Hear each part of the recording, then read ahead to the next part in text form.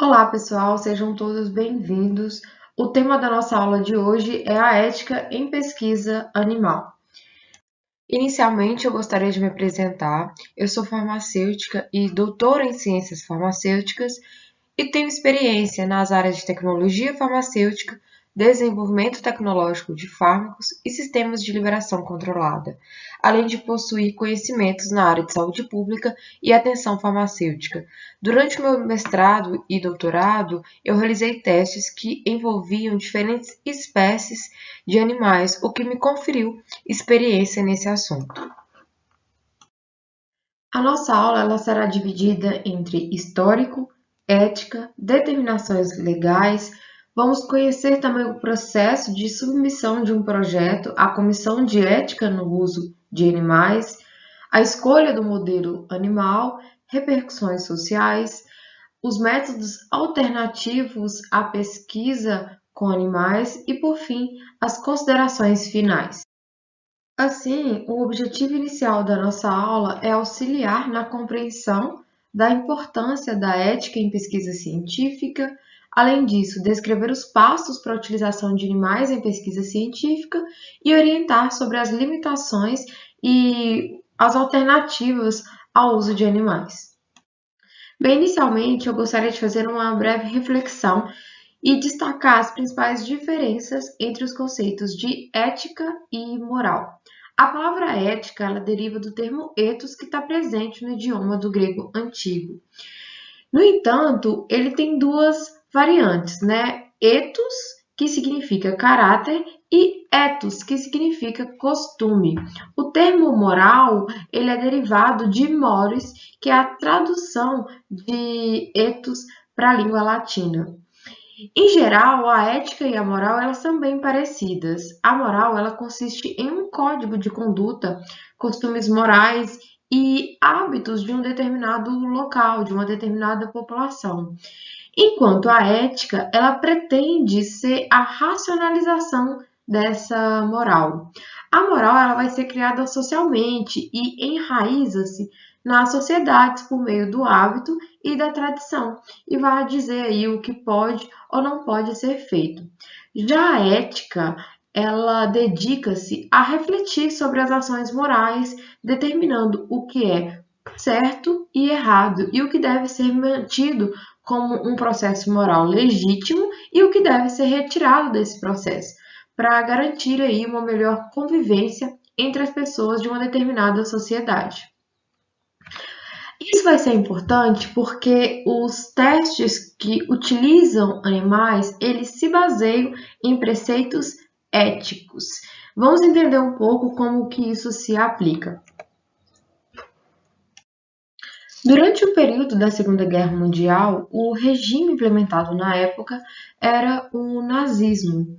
E esse regime, aos poucos, ele foi modificando a maneira como a sociedade enxergava os judeus. E isso culminou, então, na utilização desses indivíduos presentes nos campos de concentrações para alguns experimentos. Ao final deste período, durante o julgamento de Nuremberg, os pesquisadores e médicos que realizaram essa prática foram julgados e, a partir daí, deu-se início à criação de um código, também denominado Código de Nuremberg.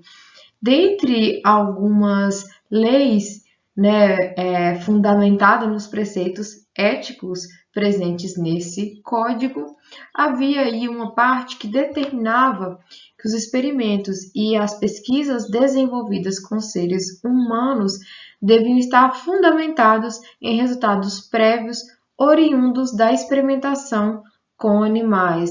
Então, este foi um código que foi fundamentado aí na ética, diferente da utilização dos judeus, que era algo mais relacionado aí à moral da época. Aos poucos, o Código de Nuremberg ele foi sendo implementado e anos mais tarde, o Russell e o Bush eles publicaram um livro denominado Os Princípios da Técnica em Experimentação Humana. Esse livro ele se baseava na pauta dos 3 R's. O primeiro R é de redução, o segundo da substituição e o terceiro R se relacionava ao refinamento destes testes. Falando inicialmente do primeiro R, né, de redução, essa redução ela consistia em desenvolver novos protocolos que utilizariam aí o menor número de animais por experimento. Além disso, evitar a repetição dos estudos conduzidos em vivo, evitar a condução de estudos utilizando modelos de animais que não têm tanta relevância para extrapolação dos efeitos para a espécie humana, ou seja, aqueles modelos que utilizam animais e os resultados, eles, quando são transpostos para a espécie humana, eles não trazem aí nenhuma relevância, né? Não são correspondentes. Além disso, o aperfeiçoamento, né, da qualidade técnica desses ensaios e, por fim, a obtenção do maior número possível de informações relevantes em um pequeno número de animais. O segundo R, ele se refere à substituição, então é indicado que se opte por animais invertebrados, embriões de vertebrados ou micro-organismos, ao invés de se utilizar animais vertebrados. Além disso, é indicado o trabalho com órgãos e tecidos isolados de animais. Um exemplo dessa substituição seria a utilização da orelha de porco, que é, em sua grande maioria, descartado pela indústria alimentícia após o abate dos porcos. A superfície dessa orelha ela tem uma semelhança grande com a pele humana, então você pode utilizar esse tecido para avaliar a permeação de um determinado fármaco. Além disso, é recomendado a utilização de técnicas in vitro, utilizando culturas de tecidos e células. Utilizar também sistemas físico-químicos que sejam capazes de mimetizar as funções biológicas e usar a simulação de processos fisiológicos utilizando computadores. Essas duas substituições elas têm ganhado bastante evidência nos últimos anos em razão do avanço da tecnologia neste cenário. O terceiro R, ele se refere ao refinamento. Aqui é indicado sempre obter um treinamento adequado antes de executar qualquer experimento, utilizar técnicas apropriadas para o manuseio dos animais, assegurar que as dosagens das drogas a serem utilizadas estão corretas, identificar a dor ou estresse e estabelecer, sempre que possível, procedimentos para prevenir ou aliviá-los, por exemplo, por meio da utilização de analgésicos e anestésicos, certificando de que esses fármacos utilizados eles são apropriados para esses animais e durante a realização desse tipo de experimento. Realizar sempre cirurgias de forma asséptica para evitar infecções. Sempre optar pela realização de uma única cirurgia por animal e estabelecer cuidados pós-cirúrgicos adequados. Com base no conhecimento que nós temos acerca do assunto nos dias atuais, eu acredito que nós poderíamos acrescentar ainda mais 2 R's frente ao que foi proposto inicialmente. O primeiro R é referente ao respeito. Uma vez que nós estamos trabalhando com a vida, é importante conhecer o comportamento de cada espécie e, assim, suprir de maneira mais adequada possível as necessidades individuais desses animais, como uma manipulação correta e instalações que estejam adequadas a essa espécie específica. O segundo R faz referência à relevância. Considerando a importância desse tipo de trabalho, é necessário se fundamentar na necessidade do uso do animal e pensar até que ponto esses procedimentos e resultados eles podem ser extrapolados para a realidade de um tratamento para o ser humano ou para o outro animal. Assim, a gente consegue utilizar animais para experimentação de uma maneira mais consciente. No Brasil, um passo importante que nós demos em relação à regulamentação do uso de animais para experimentação foi a criação da Lei Auroca em 2008. Essa lei ela normatiza os procedimentos para uso científico de animais e com a publicação dessa lei foram criadas comissões de ética para o uso de animais em cada instituição de pesquisa. Então, cada universidade ou cada instituição que realiza pesquisa com animais, houve aí a criação de um comitê de ética que é responsável por autorizar ou não essa pesquisa. Além disso, foi criado também o Conselho Nacional de Controle de Experimentação Animal, o CONSEA, que passou a ser o responsável por todas essas discussões referentes à criação e ao uso de animais em laboratórios científicos. A principal função desse comitê de ética é examinar previamente os procedimentos da pesquisa a ser realizado na instituição, né, na qual ela esteja vinculada e determinar a compatibilidade destes procedimentos com a legislação aplicável, ou seja, né, verificar se o pesquisador ele vai obedecer toda a ética para a utilização daquele animal em sua pesquisa. Dentro da Universidade Federal de Minas Gerais, nós temos a Comissão de Ética no Uso de Animais, o CEUA. O CEUA ele tem esse site aqui destacado acima. É uma página que permite a submissão desses novos projetos de pesquisa. Lembrando que ele possui um acesso restrito aos docentes e pesquisadores dessa instituição e com base em um protocolo submetido neste site, a equipe, né, ou seja, a comissão, ela vai julgar se o seu protocolo de experimentação ele está adequado ou não. Ele vai passar por um processo de avaliação e, ao final, o seu protocolo ele vai ser julgado como autorizado ou não autorizado. Então, para entrar nesse site, a gente vai clicar aqui, onde eu destaquei com essa seta em vermelho, né, para a submissão de um novo protocolo.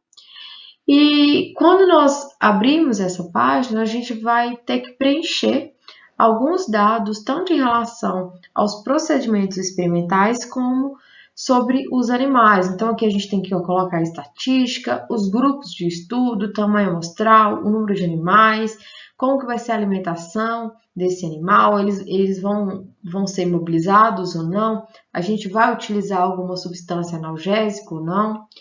Além disso, algumas informações a respeito dos animais, como espécie, sexo, o estágio de desenvolvimento, né, a idade, o peso daquele animal, o número estimado de animais a serem utilizados nesse estudo, entre outros itens aqui que vão ser importantes para essa comissão julgar o seu protocolo. Além disso, é importante saber que existem diferentes modelos para experimentação com animais. O primeiro grupo de estudos ele recebe o nome de modelo induzido, né? Nesses casos, a condição a ser investigada ela vai ser induzida experimentalmente nos animais. Por exemplo, se eu pretendo estudar potenciais fármacos para o tratamento do diabetes mellitus, eu posso induzir a diabetes nesses animais com o uso do aloxano. Nesse tipo de estudo, vai ser a única categoria que, teoricamente, permite a escolha livre de espécies, né? Então, independente de se você vai utilizar um rato, ou um camundongo, ou um coelho, você consegue induzir a doença alvo do seu estudo. O segundo tipo de estudo é o tipo espontâneo, onde se utiliza variantes genéticas que ocorrem naturalmente nesses animais. A gente tem ali diferentes doenças que são herdadas por esses animais e você pode utilizar este grupo de animais que já é portador dessa doença para testar ali potenciais tratamentos. Um exemplo famoso desse tipo de estudo é o camundongo nude, no qual se permitiu o estudo de tumores heterotransplantados, e com base nesses estudos que permitiu-se então a primeira descrição das células natural killer. O terceiro tipo de modelo animal é denominado negativo. Aqui, os animais, eles não desenvolvem uma doença específica, mesmo quando são estimulados. A exemplo disso, nós temos a infecção gonocócica em coelhos. Assim, a gente consegue investigar os mecanismos protetores desses animais e estabelecer aí possíveis mecanismos para a cura dessas doenças em outros animais e em seres humanos. O quarto modelo animal é denominado de órfão. Ele descreve uma condição que ocorre naturalmente em espécies não humanas, mas que ainda não foi descrita em humanos. Trata-se de um modelo experimental relativamente raro e o exemplo mais famoso desse tipo de modelo é a doença da vaca louca, uma doença que foi descrita na espécie bovina, mas ainda não há nenhum relato em humanos. É de extrema relevância o acompanhamento dessas doenças para evitar aí o surgimento de novas epidemias. Bem, embora haja uma legislação bem estabelecida para a utilização de animais com a finalidade de pesquisa, nós sabemos que esse assunto ele traz bastante debate às mídias sociais. Nos últimos anos, algumas legislações vêm sendo modificadas com o objetivo de eliminar o sofrimento de animais durante esses experimentos. Inclusive, em alguns estados brasileiros, esse sofrimento ele já não é mais permitido. Pensando nisso, os pesquisadores eles têm investindo em métodos alternativos que, além de reduzirem o número de animais utilizados nesses experimentos, também prezam aí pelo bem-estar e eliminam o sofrimento de animais. E quando eu falo em métodos alternativos, eu estou me referindo não só a reduzir o número de animais que são utilizados nessa pesquisa, mas também a implementação de novas técnicas que são capazes aí de substituir esses animais. Essas técnicas incluem aí utilizar partes de animais que já seriam enviados para o abate, por exemplo, ou até mesmo a substituição desses animais por humanos naqueles testes onde não há mais um risco para aquele voluntário, né? Os testes de permeação cutânea, por exemplo, onde a gente já conhece os constituintes, a gente pode optar por utilizar voluntários humanos ao invés dos animais. Todas essas tecnologias, aliados também com a utilização de técnicas que reduzem o sofrimento dos animais, eles vão contribuir para uma pesquisa com muito mais ética. Assim, nós chegamos às considerações finais da nossa aula. Nós sabemos que ainda há um grande paradoxo que envolve a pesquisa com utilização de animais. De um lado está a grande demanda feita pela sociedade em consumir produtos mais seguros, de tratamentos mais eficazes para as doenças que estão surgindo, e do outro lado nós temos os aspectos éticos, que requerem a completa extinção de testes com animais. Assim, a busca por alternativas, ela não simplesmente elimina o uso de animais, mas sim exige que a sua utilização ela seja minuciosamente planejada para que a dor, o sofrimento e o desconforto sejam eliminados ou pelo menos evitados sempre que possível. Eu finalizo a aula então com essa frase de Albert Einstein, que eu acredito tem muito a ver com o assunto discutido hoje, de que nenhum problema pode ser resolvido a partir do mesmo nível de consciência que o criou.